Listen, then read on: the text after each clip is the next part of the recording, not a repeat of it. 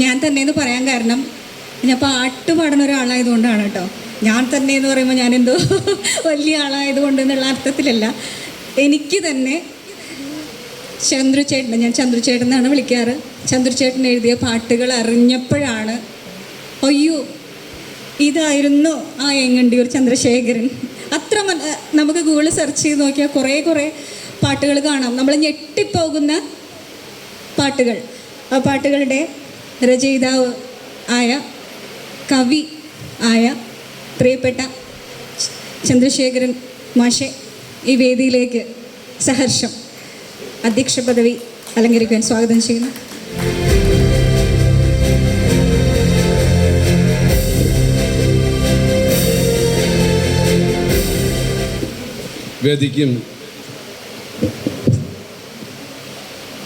വേദിക്കും സദസ്സിനും സ്വാഗതം പറഞ്ഞ എൻ്റെ പ്രിയ കൂട്ടുകാർ, അതുപോലെ ആദരണീയർ, പ്രിയപ്പെട്ടവർ, ഇതൊരു സാഹിത്യ സൗഹൃദ കുടുംബത്തിലെത്തിയ ഒരു മട്ടുണ്ടായി. കാരണം വിധുചേട്ടൻ്റെ ടീച്ചറുടെ കുടുംബത്തിൻ്റെ അംഗത്തെ പോലെയാണ് ഞങ്ങളോടൊക്കെ എല്ലാവരോടും പെരുമാറാറ്. അപ്പോൾ ഒരു സൗഹൃദം ഉള്ള ഏറ്റവും നല്ല കുടുംബത്തിലുള്ള എൻ്റെ ടീച്ചറുടെ ഒരു പുസ്തക പ്രകാശനമാണ് അവിടെ നടക്കുന്നത്. അതിൽ ഞങ്ങൾക്കൊക്കെ വരാതിരിക്കാൻ പറ്റില്ല. അത്ര കണ്ട് കാവ്യ സ്നേഹം ഞങ്ങൾക്ക് നൽകിയിട്ടുള്ള ആളുകളാണ് അവരൊക്കെ തന്നെ. അപ്പം എന്താണ് കവിത എന്ന് നമുക്കറിയില്ല, എന്തല്ല കവിത എന്ന് നമുക്ക് അറിയുകയും ചെയ്യാം. അതാണ് കവിതയുടെ ഒരു മട്ട്. നമ്മൾ പഴയ കാലത്ത് നമ്മൾ എന്ത് കേൾക്കുമ്പോഴും അതിൽ കവിതയുണ്ടെന്ന് തെറ്റിദ്ധരിക്കും അല്ലേ? പക്ഷേ കവിത വായിക്കുമ്പോഴാണ് അതിൽ കവിതയുണ്ടെന്ന് അറിയുന്നത്.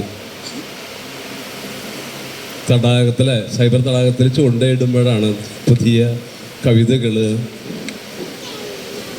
പൊന്തി വരുന്നതായിട്ട് നമുക്ക് അറിയാം. ചില ഓളങ്ങൾ ഉണ്ടാക്കുന്നത് അവിടെയാണെന്ന് നമുക്കറിയാം. എന്തായാലും ടീച്ചറുടെ എല്ലാ കവിതകളും വായിക്കാൻ ഇടവന്നിട്ടുണ്ട്.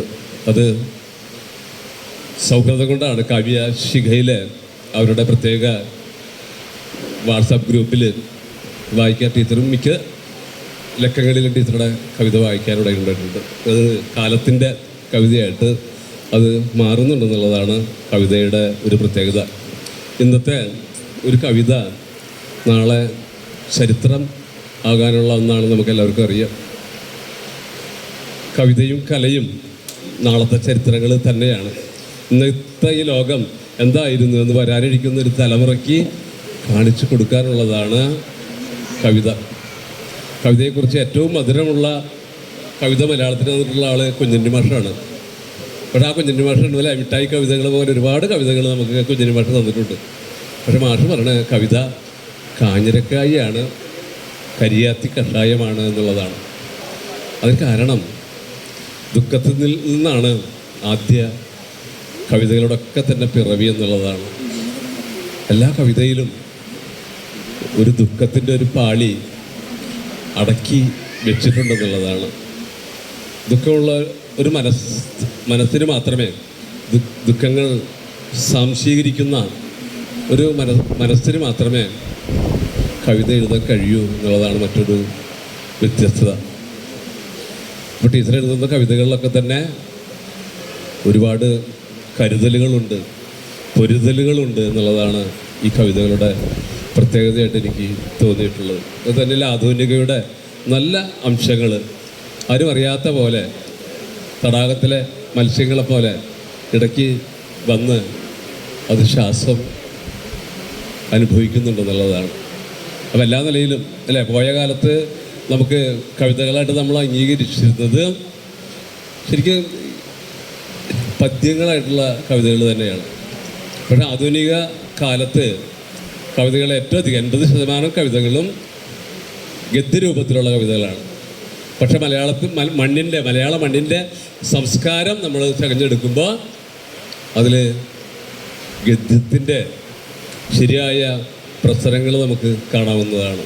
നമ്മുടെ അനുഷ്ഠാന കലകളിലൊക്കെ തന്നെ ഗദ്യം കവിതയാകുന്ന ഒരു രീതി ഉണ്ടെന്നുള്ളതാണ്. ഇപ്പോൾ തോറ്റമ്പാട്ടിൻ്റെ അതുപോലെ അനുഷ്ഠാന കലകളുടെയൊക്കെ ആദ്യമുള്ള വായ്ത്താരികൾ മുഴുവൻ അത് ഗദ്യത്തിലാണുള്ളത്. ആ ഗദ്യം കഴിഞ്ഞിട്ടാണ് കവിതയിലേക്ക് പ്രവേശിക്കുന്നുള്ളൂ. അപ്പോൾ നമ്മുടെ ആദിമ സംസ്കാരത്തിൽ തന്നെ ഗദ്യവും പദ്യവും ഇഴചേർന്ന് നിൽക്കുന്ന ഒരു രീതിയുണ്ട്. അത് ടീച്ചറുടെ കവിതകളിൽ പ്രത്യേകമായിട്ട് നമുക്ക് എടുത്ത് കാണിക്കാവുന്ന ഒന്നാണ്. വളരെ സന്തോഷമുണ്ട് ഈ കവിതയിൽ പ്രകാശന ചടങ്ങിൽ പങ്കെടുക്കാൻ കഴിഞ്ഞത്. വലിയൊരു ശക്തിയായിട്ട് കാവ്യശിക രൂപം കൊണ്ടിട്ട് കുറച്ച് വർഷങ്ങളായി ഒരുപാട് കവികൾ കാവ്യശികയിലൂടെ വളർന്നു. അതിനൊക്കെ അമരക്കാരനായിട്ട് നിൽക്കാൻ രാവണിയേട്ടനെ പോലെയുള്ള ഒരാൾക്ക് സാധ്യമായി എന്നുള്ളത് നമുക്കൊക്കെ ഞങ്ങളുടെ ഗുരുവായിട്ട് കാണുന്ന രാവണിയേട്ടന് സാധ്യമായല്ലോ എന്നുള്ള ഞങ്ങൾക്ക് അഭിമാനിക്കാവുന്ന രീതിയാണ്. എന്നാണ് ഞാൻ അങ്കമാലി പോയിട്ട് 135 കവിതകളുടെ പ്രകാശനം ഉണ്ടായിരുന്നു. അധികവും പെൺകുട്ടികളാണ്. ഏതാണ്ട് 130ഓളം കവികളും കവികളാണെന്നുള്ളതാണ്. അപ്പോൾ ഒരുപാട് സ്ത്രീകൾ കവിത എഴുതിക്കൊണ്ടിരിക്കുന്നൊരു കാലമാണെന്നുള്ളതാണ്. അതൊക്കെ വളരെ നല്ല രീതിയിൽ കാണാൻ കഴിയുന്ന നല്ല മനസ്സുള്ള കാവ്യ സംസ്കാരമുള്ളൊരു കേരളത്തിലാണ് നമ്മൾ ജീവിക്കുന്നത്. ഒരുപാട് കവികളും ഇനിയും ഉണ്ടാവട്ടെ. ടീച്ചർ തരുന്ന സ്നേഹവും അവർ നമുക്ക് എല്ലാവരോടും വിധിച്ചേട്ടനടക്കമുള്ള ആളുകൾ വളരെ വ്യക്തിപരമായിട്ട് തന്നെയാണ് പറയുന്നത്. വളരെ വല്ലാത്തൊരു സ്നേഹം കാണിക്കുന്ന ആളുകളാണ്. ഒരുപാട് കടപ്പാടുള്ള ആളുകളാണ് അവർ. ടീച്ചറും വിധിച്ചേട്ടനൊക്കെ തന്നെ വളരെ സന്തോഷം. എന്നെ ഈ ചടങ്ങിലേക്ക് അധ്യക്ഷനായിട്ട് ക്ഷണിച്ചതിൽ സന്തോഷം.